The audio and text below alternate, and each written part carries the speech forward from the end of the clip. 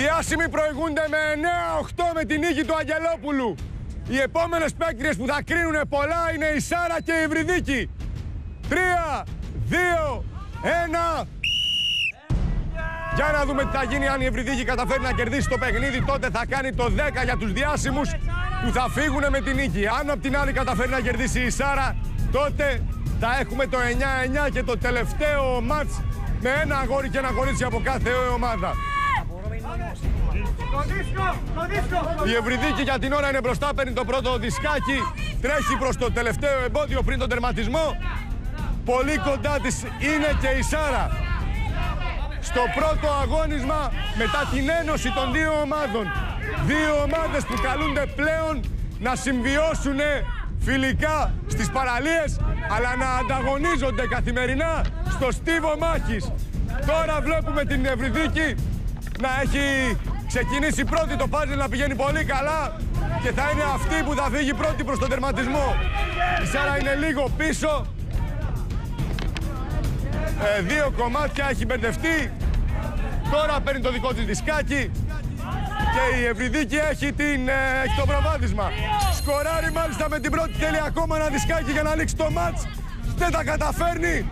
Μέσα έξω τώρα τη φτάνει και η Σάρα που έχει 4 βολές στο χέρι της. Αστοχή στην πρώτη, αστοχή στη δεύτερη. Τώρα είναι η σειρά της Ευρυδίκης, μέσα έξω και πάλι. Τώρα το κάνει και κάνει το 18 για τους διάσημους.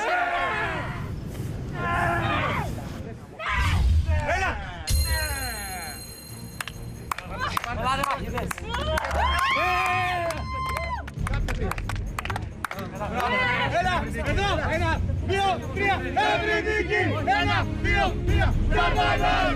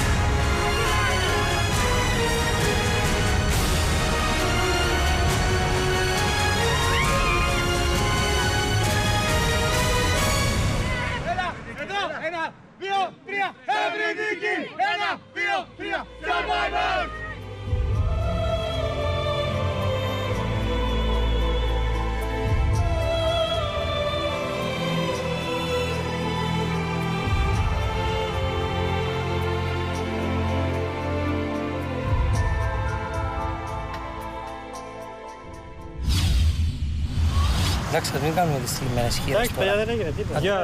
Θα είμαστε όλοι και κοιτάμε ποιος θα μιλήσει και ποιος θα δει. Παιδιά, όλοι κάναμε κάποια λάθη. Φυσικά κάναμε λάθη. Ας τα σκεφτούμε. Χάσαμε 18, εντάξει. Θα μας κάνει και καλό αυτή η ήττα για να καταλάβουμε ότι δεν μπορούν να κερδίσουν τα πάντα. Και ότι οι αντίπαλοι δεν είναι τόσο όσο τους βλέπαμε παλιότερα. Ότι θα είναι τόσο εύκολο να τους κερδίζουμε σε όλα τα παιχνίδια και να μην υποτιμάμε κανένα. Και ότι μας βλέπουν ανταγωνιστικά. Ναι, και καλά που ήρθατε αυτή τη στιγμή γιατί έχουμε και ασυλίες που έρχονται. Οπότε να βγούμε λίγο πιο συνειδητοποιημένοι και πιο σοβαρά και να κερδίσουμε την ασυλία. Χάσουμε μια επικοινωνία. Πάμε ένα μαχητές και πάμε παραλία. Πάμε στο νησί. Πάμε. 1, 2, 3. Μαχητές! Αυτό είναι το δεύτερο ημίχρονο. Πάμε ένα survivors ακόμα, δώσ' το. Έλα, δώσ' το. 1, 2, 3. Έτσι, μπράβο μωρή τρέλα. Έτσι. Παιδί μου, όταν κερδίζεις πολλές φορές υπάρχει μια χαλαρότητα. Δεν είναι μόνο εδώ και στον αθλητισμό, δηλαδή και σε Είναι λογικό, είναι λογικό. Και στο ομαδικό αθλητισμό και στον ατομικό. Στο ποδόσφαιρο, δεν έχεις μια ομάδα που κερδίζει συνέχεια σε μια φάση. Κάποια στιγμή εντάξει, ήμασταν 4-0, τώρα πόσο είμαστε. Δεν ξέρω πόσο είμαστε. Το θέμα είναι ότι. Όχι, γιατί λέει ότι είναι αυτοί που κερδίζουν, γι' αυτό λέω. Ναι, δεν έγινε τίποτα. Λογικό να είναι πιο παθιασμένοι γιατί είχαν κερδίσει. Στις ήττες φέρονται οι ομάδες, όχι στις νίκες. Εννοείται. Πάμε λίγο να εστιάσουμε στα γράμματα που τα διαβάζουμε. Τι να κάνεις τώρα, με ποιον να μιλήσεις. Και τι θα φας το βράδυ, ρεζάκι. Με φακές. Ρεζάκι με φακές.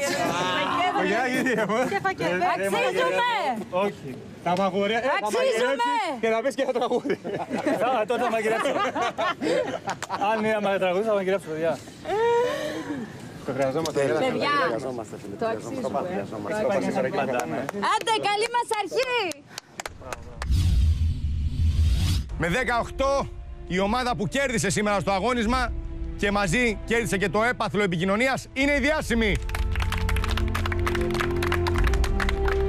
Η πρώτη μέρα και το πρώτο αγώνισμα μετά την ένωση των δύο ομάδων έφερε αλλαγές από νωρίς, αφού μετά από αρκετά αγωνίσματα καταφέρατε να βρείτε τον καλό σας σε αυτό και να πάρετε τη σημερινή.